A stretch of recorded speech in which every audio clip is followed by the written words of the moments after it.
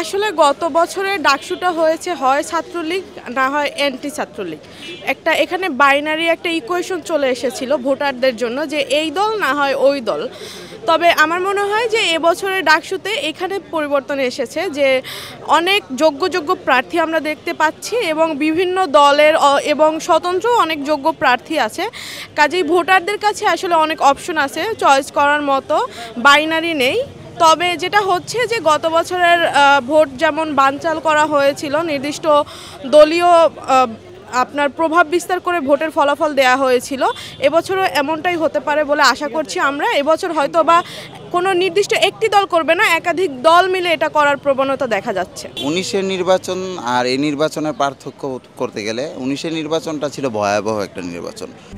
RICL TMX, যুগের পর যুগ স্থাপনা থাকে মজবুত। সেখানে ছাত্রলীগের সরাসরি আধিপত্য ছিল আসলে, ঠিক আছে। ছাত্রলীগের এগেনস্টে যারা দাঁড়িয়েছিল তাদের প্রতি বিভিন্ন ধরনের হুমকি দমকি তো ছিল এবং কি তারা ব্যক্তিগত আক্রমণ করেছে এবং হাত পর্যন্ত তুলেছে। আসলে 2019 সালে ডাকসু নির্বাচন আর 2025 সালে ডাকসু নির্বাচনের মধ্যে সবচেয়ে বড় পার্থক্য হলো শিক্ষার্থীদের সমর্থন। কারণ যখন মাদার পার্টি ছাত্রলীগের উপরে কার্যক্রম দিয়ে দিত এবং আওয়ামী লীগের প্রেসারে ছাত্র সংগঠনগুলো শিক্ষার্থীদের বিরুদ্ধে অর্থাৎ শিক্ষার্থী বিরোধী রাজনীতি ঢাকা ইউনিভার্সিটি তারা করতো, তখন শিক্ষার্থীরা তাদের কোনো ব্যক্তি প্রয়োজনের কথাও ছাত্র সংগঠনের মাধ্যমে ঢাকা ইউনিভার্সিটি পর্যন্ত পৌঁছাতে পারতো না, অর্থাৎ তাদের প্রশাসনের কাছে যেতে পারতো না। তারা ছিল সাপ্রেসড, একেবারে তারা নির্যাতিত, নিপীড়িত, লাঞ্ছিত, অপমানিত, নিগৃহীত ছিল এখানে।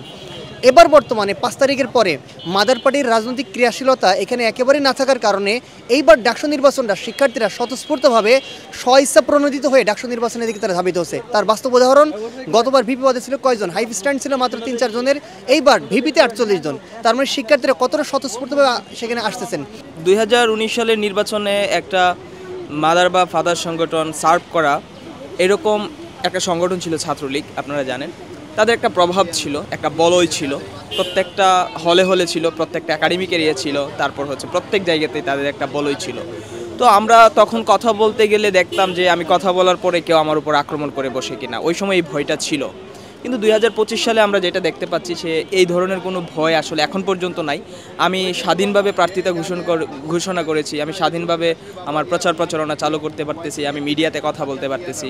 19-এর ডাকসু নির্বাচনটা ছিল আসলে একপাক্ষিক।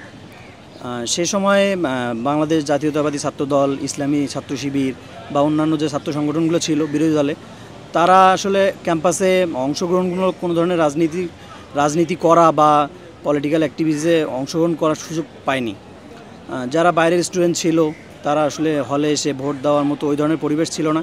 আপনারা জেনে থাকবেন যে এর আগে যে 19-এর ডাকসু ইলেকশন হয়েছিল, এটার ভোট কেন্দ্র ছিল হচ্ছে হলে।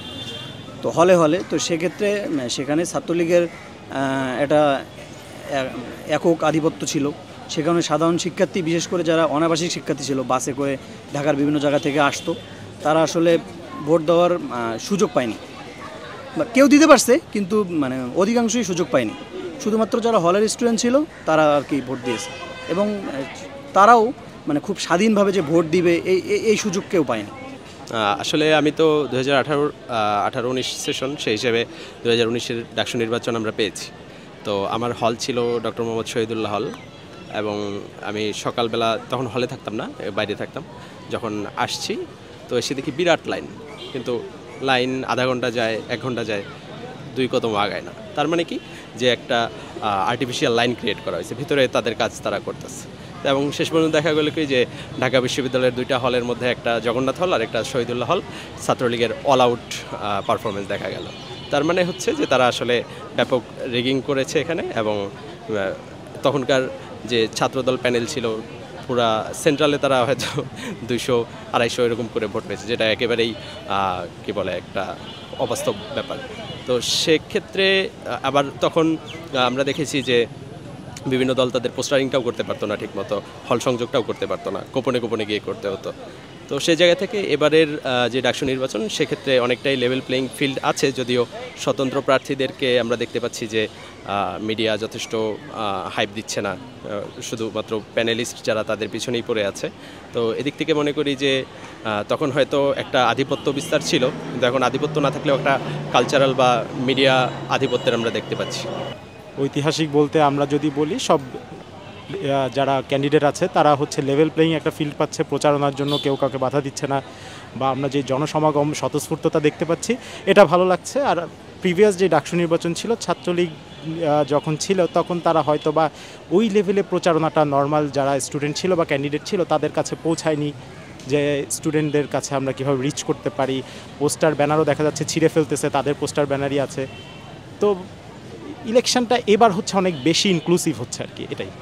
ছাত্রলীগের সময়ে যে একটা গণতান্ত্রিক চর্চার জন্য যে প্রেশার ক্রিয়েটটা করা হতো, গণতান্ত্রিক চর্চা থেকে দূরে রাখার জন্য যে প্রেশার ক্রিয়েট করা হতো, জোর জবরদস্তি করে যে হলে প্রোগ্রামগুলো করা হতো কিংবা লিফলেটগুলো এক একজনকে দিয়ে প্রচার করানো হতো, সেই জায়গাটা কিন্তু আমাদেরকে পরিবর্তন এসেছে। আমরা গণরুম গ্যাসরুমের পরিবর্তন এসেছে। সো আমরা দেখি যে কেউ আসলে বাধ্য হয়ে যে ভোট দিতে হবে কিংবা বাধ্য হয়ে কারোর জন্য প্রচারণা করতে হবে কিংবা কাউকে হেনস্থা করতে হবে। আমরা বিগত সময়গুলোতে যেটা দেখেছি, নূরবাইকে মারা হয়েছে কিংবা বিরোধী দলের যারা ছিল ছাত্রদলকে ক্যাম্পাসে ঢুকতে দেওয়া হয় না।